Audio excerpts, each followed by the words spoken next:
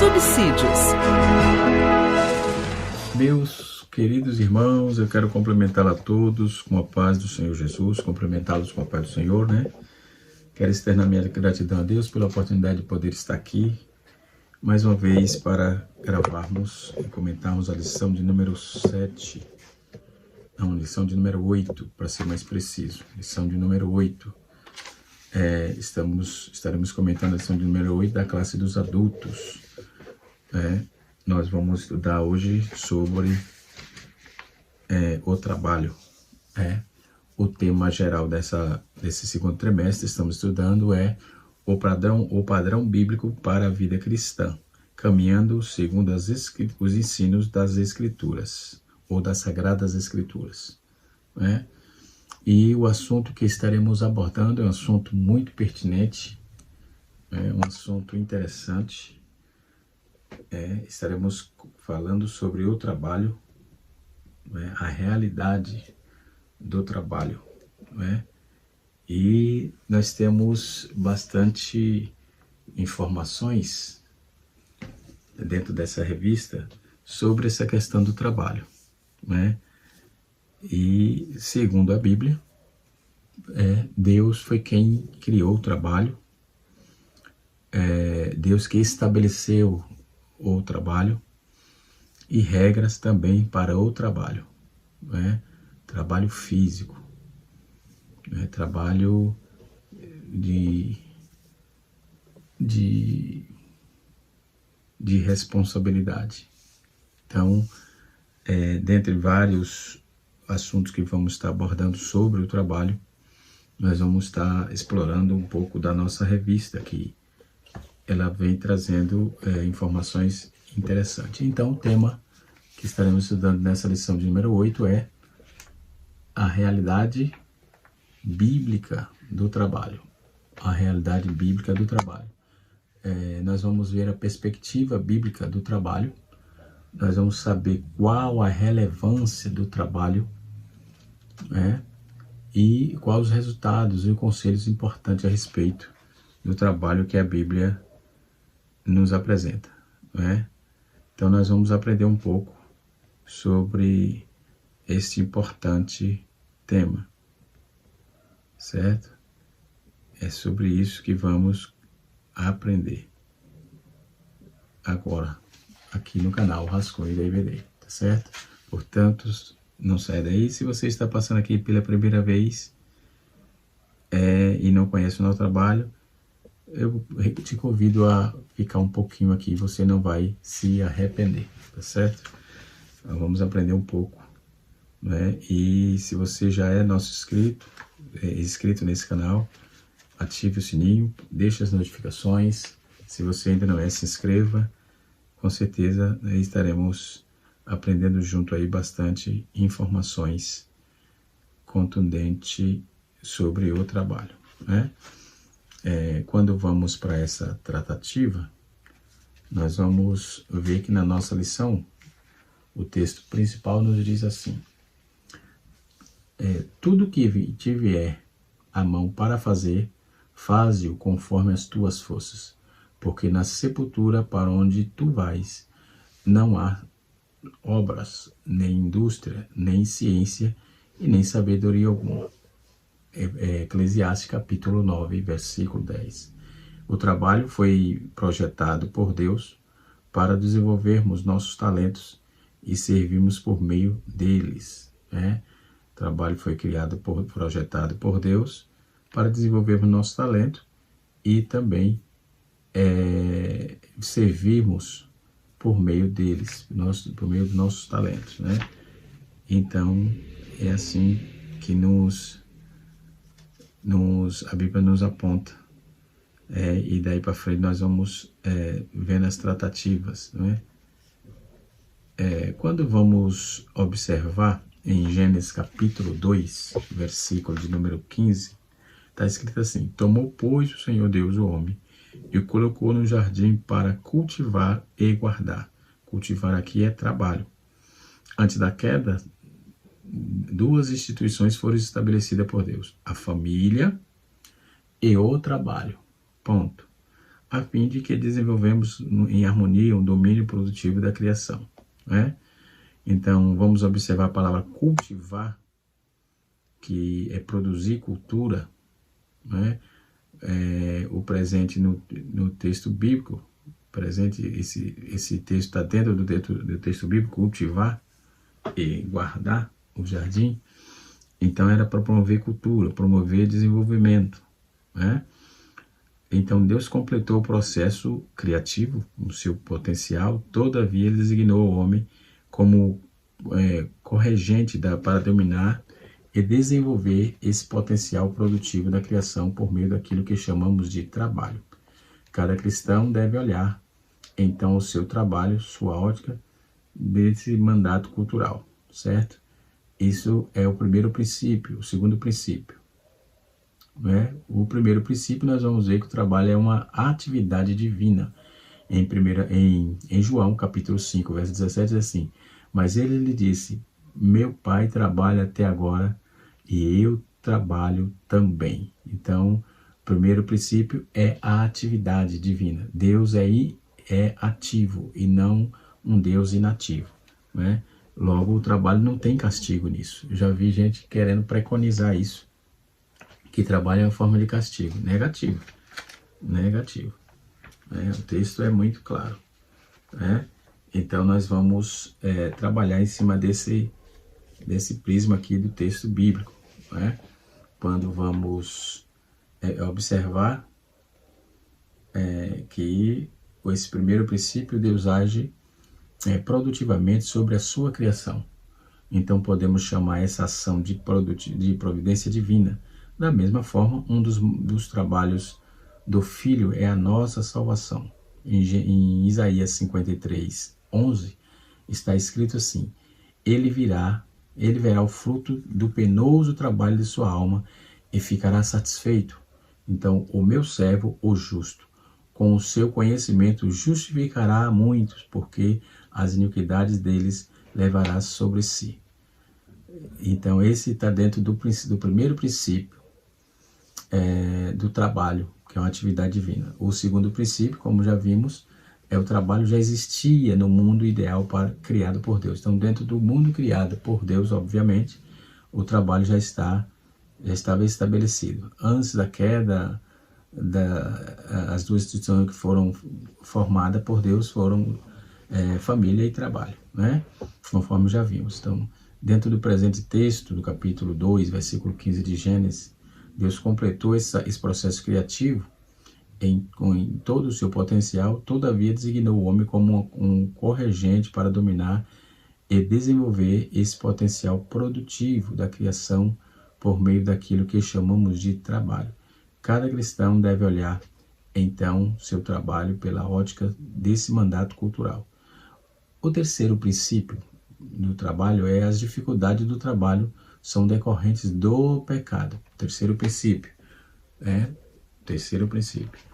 As dificuldades do trabalho são decorrentes do pecado. Em Gênesis 3, capítulo de número 17, capítulo 3, Gênesis capítulo 3, verso 17 a 19, diz assim: e Adão disse, em fadigas obterás dele o sustento durante os dias da tua vida.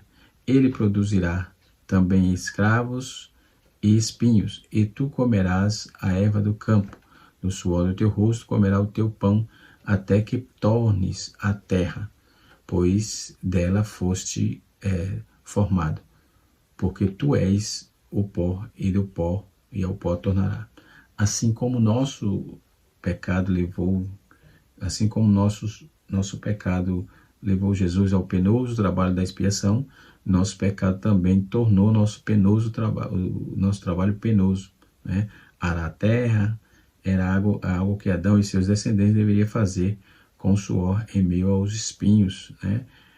A nova condição levou a muitos cristãos não entender, não atento do primeiro princípio, segundo princípio, do trabalho, é considerar o pecado por meio da maldição, considerar o pecado como uma maldição, né, a ser evitada, ou seja, e até apontando o trabalho como um problema do pecado, né?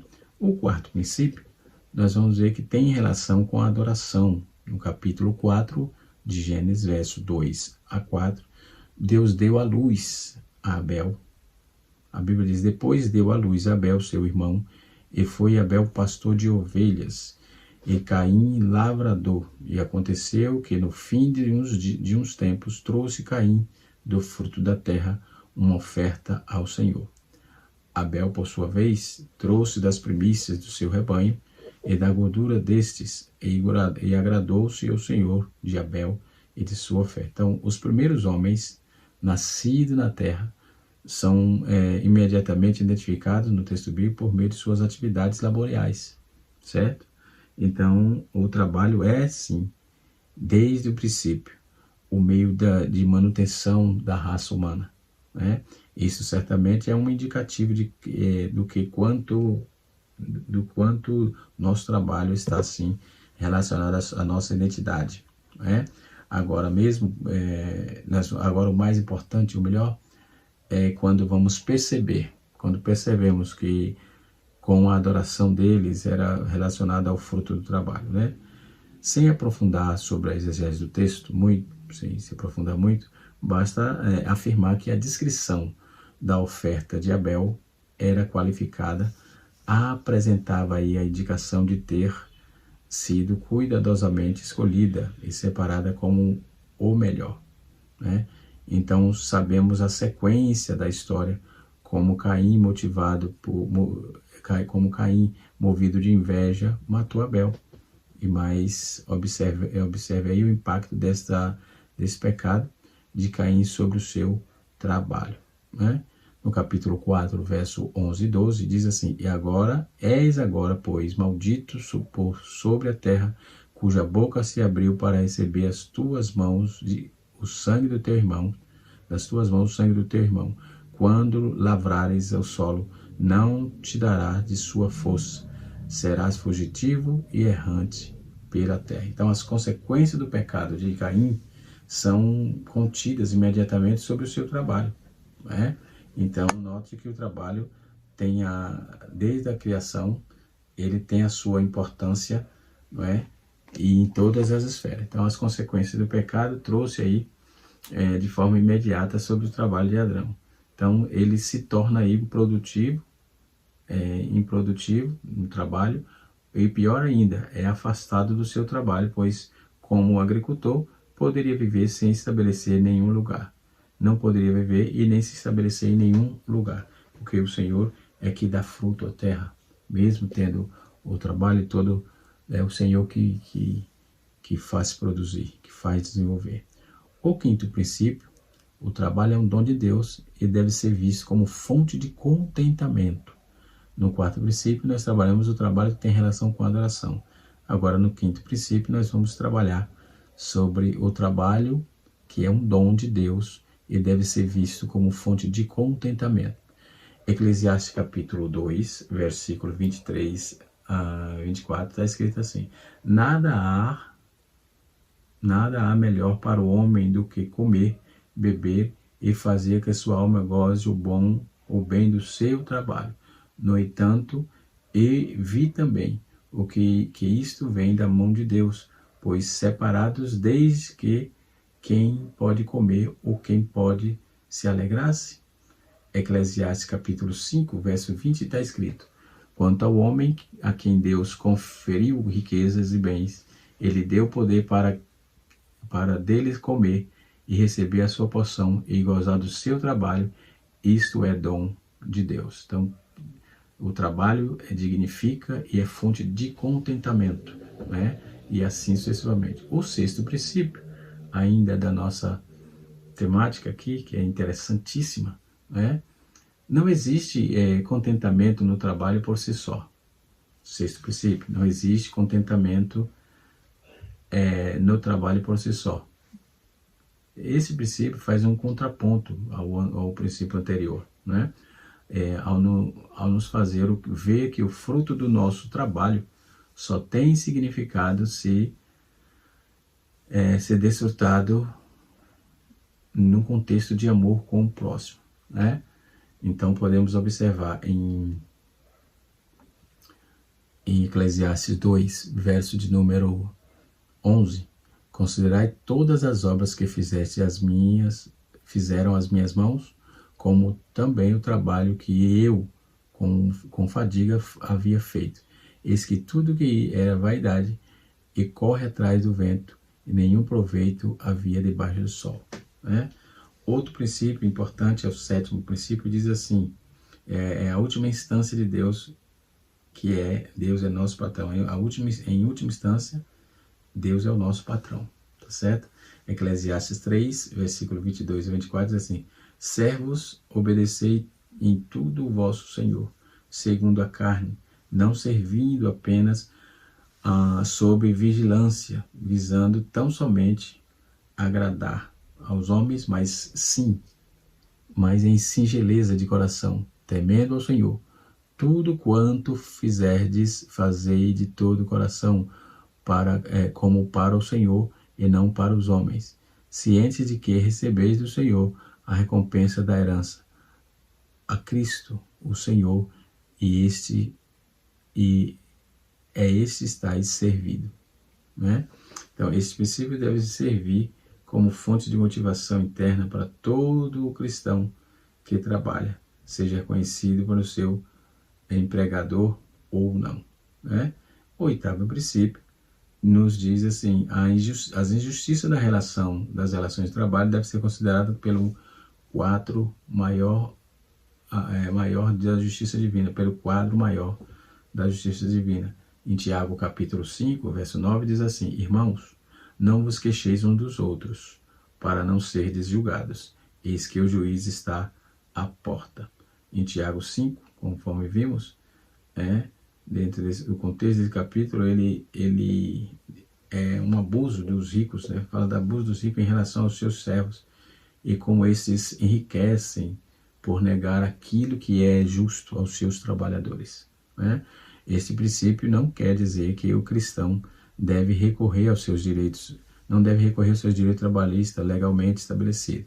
Entretanto, ele nos leva a refletir que no mundo caído existirá injustiça e que nos momentos de provação devemos manter a confiança no justo juiz, certo? O princípio de número 11 ou 10, nós temos 12 princípios aqui estabelecidos. O princípio 9 nos diz assim, o trabalho deve ser realizado com diligência. Em 1 Tessalonicenses 4, versículo 10 a 12, diz assim, contudo vos exortamos, irmãos, a progredirdes cada vez mais uma diligenciardes para vivermos tranquilamente. Cuida do que é vosso e trabalhe com as vossas mãos, como vos ordenaste, de modo que vos porteis com dignidade para com os de fora, e nada venhas a precisar. Cada cristão deve buscar ser o mais dedicado e eficiente trabalhador de sua empresa. Certamente a preguiça é um pecado a ser evitado. Né? É um pecado a ser evitado. Em 2 Tessalonicenses capítulo 3, verso 10, diz assim, porque quando ainda convosco vos ordeno isto, se alguém não quer trabalhar, também não coma. Essa é a ordem paulina. Né? Em Provérbios capítulo 6, verso de número 7 e 8, o proverbista diz assim, vai ter com a formiga, ó preguiçoso, considera os seus caminhos e sê sábio. Não tendo ela chefe, nem oficial, nem comandante, no estio prepara o teu pão e na cega junta o seu mantimento. Então tem que ter sabedoria. O trabalho deve ser realizado com diligência e sabedoria. O 10º princípio nos faz assim, faça sempre o máximo e o melhor que você puder. No capítulo 2, versículo 11 de Eclesiastes, está escrito assim, tudo quanto te vier a mão para fazer, faze conforme as tuas forças, porque no além, para onde tu vais, não há obra, nem projetos, nem conhecimento, nem sabedoria alguma. Capítulo 11, verso 6 de Eclesiastes ainda diz, Semeia pela manhã a tua semente, e à tarde não repouse a mão, porque não sabes o qual prosperará, se estas ou aquelas, ou se ambas igualmente serão boas. Ou seja, não pode afrouxar no trabalho, tá? O 11º princípio nos diz assim: o trabalho foi feito com excelência e é reconhecido e deve levar à glória de Deus, né? Provérbios 22:29 diz assim: vês a um homem perito em sua obra, perante reis será posto, não entre a plebe. Não entre a plebe. Capítulo número 5, verso de número 15 e 16 de Mateus, capítulo 5, verso 15 e 16 de Mateus, diz assim: não se acende uma candeia para colocar debaixo do alqueire, mas no velador, ilumina todos que se encontram na casa. Assim brilhe também a vossa luz diante dos homens, para que vejam as vossas boas obras, e glorifiquem ao vosso Pai que está no céu. Um trabalho ordinário feito com excelência pode levar o cristão a se destacar e ser aí reconhecido em sua empresa por seus clientes, e esta se torna uma grande oportunidade de testemunho para a glória de Deus. O 12º princípio diz assim: o trabalho deve ser equilibrado com o devido descanso, o tempo para adorar o Senhor com a família, né? O devido descanso para que tenhamos tempo para adorar o Senhor com a família. Esse é o 12º princípio e último, né, da minha abordagem aqui. Estaremos dando sequência dentro dos contextos da revista, né? Nós vamos observar em Êxodo capítulo 34, verso 21, diz assim: 6 dias trabalhará, mas o 7º dia descansará, que na aradura, que na cega. Então, aqui fala do descanso. Então, precisa de descanso. Quem trabalha precisa de descanso. É bíblico, né? Precisa de descanso. Senão, na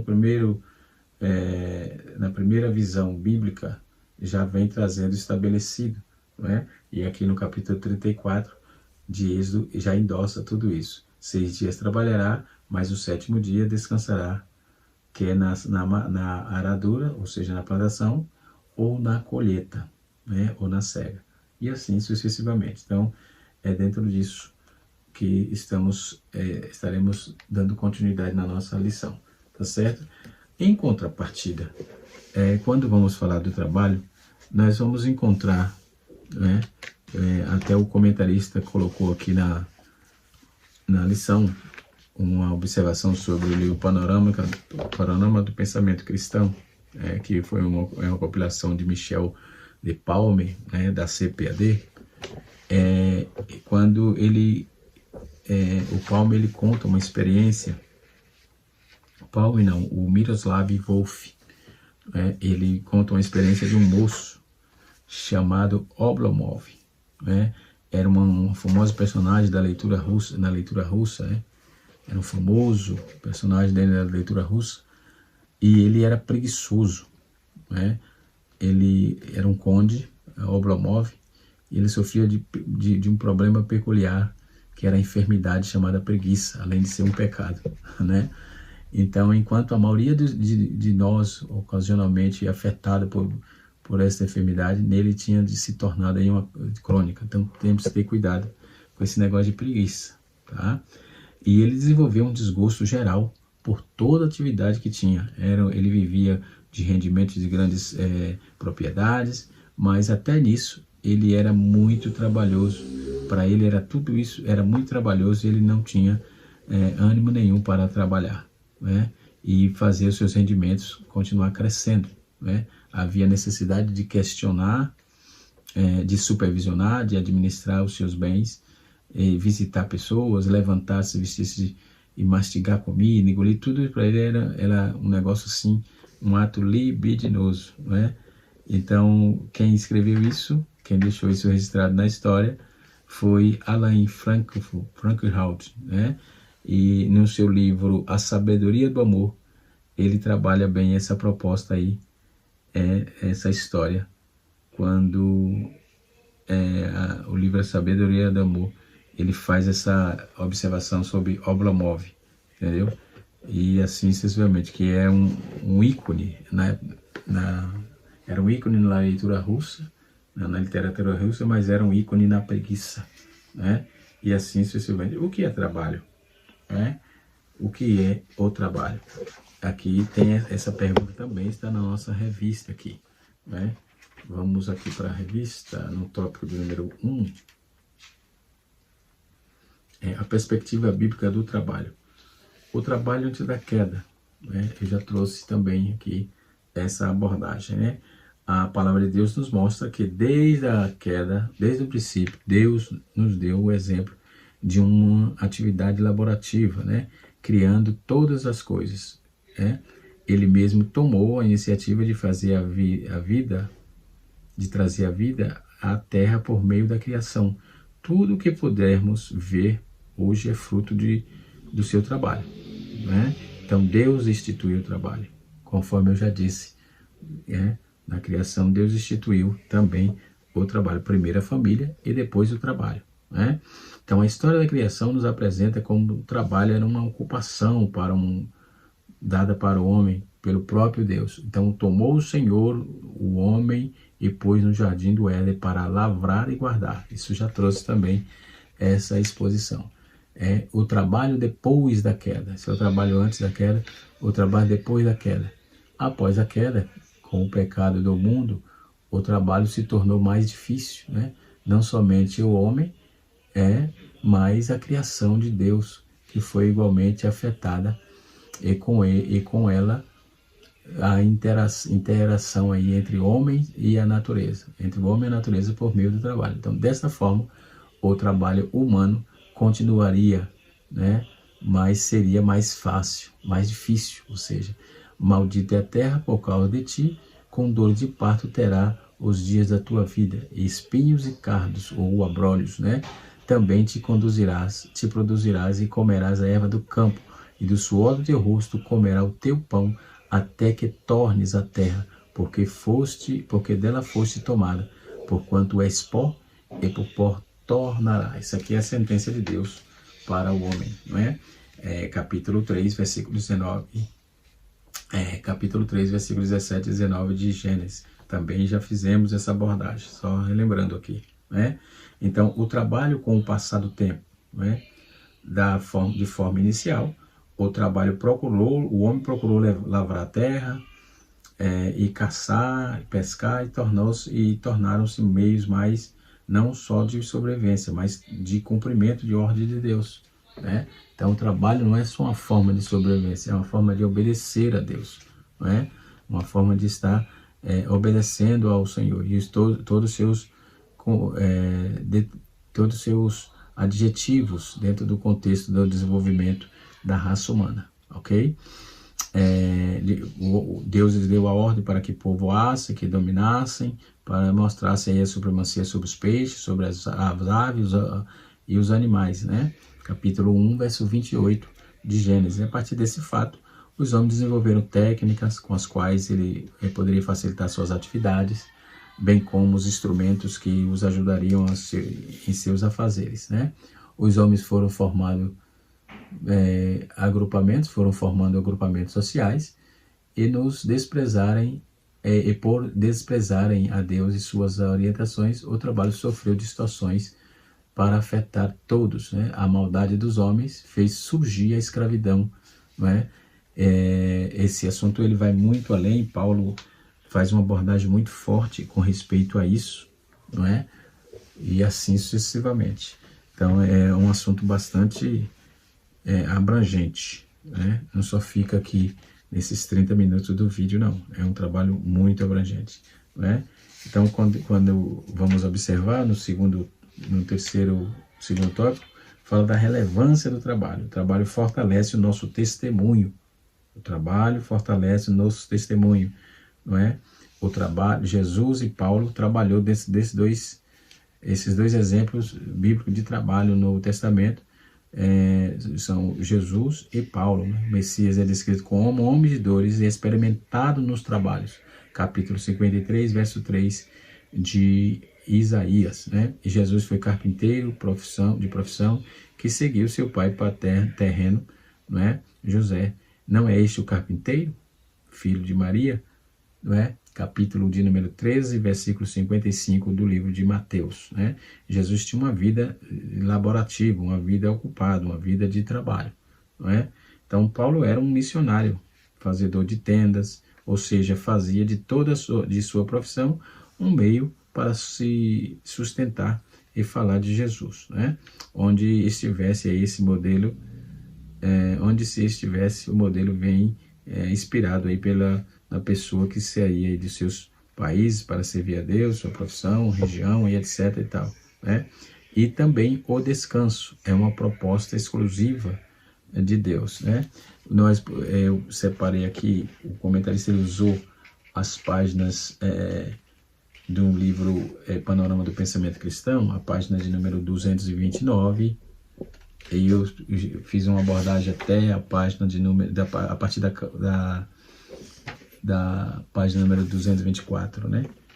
Eu fiz essa abordagem que eu fiz anteriormente, está dentro desse material, proposto também pelo comentarista aqui da lição, na página 229, quando ele fala sobre o propósito do trabalho, né? Quando ele vai fazer a abordagem sobre essa questão, né? Ele vai dizer, trabalhamos, argumentei aí porque somos criados, dotados por Deus para trabalhar. Então, a razão porque trabalhamos jaz na mesma natureza de que somos como seres humanos, né? De qual é o nosso propósito nessa terra? É o propósito do trabalho. Primeiramente, o propósito do trabalho é atender às necessidades da vida, certo? De acordo com Paulo, o cristão deve trabalhar com sossego e comer o seu próprio pão, segundo Tessalonicenses, capítulo 3, versículo 12. Então, devem trabalhar para que não necessite de alguma coisa. 1 Tessalonicenses, capítulo 4, verso 12, parte B. Calbart, ele afirma que o primeiro item em questão em todas as áreas do trabalho humano é necessário que os seres humanos ganharem o pão cotidiano um pouco mais, né? Então, o trabalho é literalmente uma observância e ordem de Deus, né?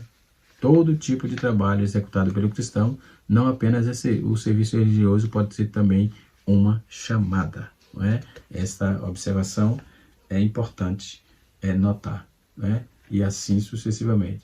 O primeiro propósito aqui, o comentarista deixa uma abordagem interessante. O primeiro item, a questão das áreas do trabalho humano, é a necessidade dos seres humanos de ganhar o seu pão, né? Isso eu já trouxe aqui também. Primeiro, a necessidade que tem. O segundo, né? E estreitamente aí, relacionamento do propósito do trabalho, é prover as substanciais, prover subsistências aos seus necessitados, né? O terceiro propósito do trabalho é o desenvolvimento da cultura, né? Superficialmente, esse propósito do trabalho é tão óbvio quanto as outras duas observações, né? E o quarto propósito do trabalho é a cooperação com Deus, né? O quarto propósito do trabalho é a cooperação com Deus. Então, baseado nessas propostas, o trabalho ele é realmente relevante para o desenvolvimento da raça humana, para o desenvolvimento do homem, para o desenvolvimento da igreja e assim sucessivamente. Que Deus em Cristo nos ajude, que Deus em Cristo nos abençoe, no nome de Jesus. Não sejamos oblomove, sempre estaremos obedecendo ao Senhor naquilo que nos é pertinente e foi ordem exclusiva de Deus. Canal Rascunho DBD, ensinando para transformar vidas.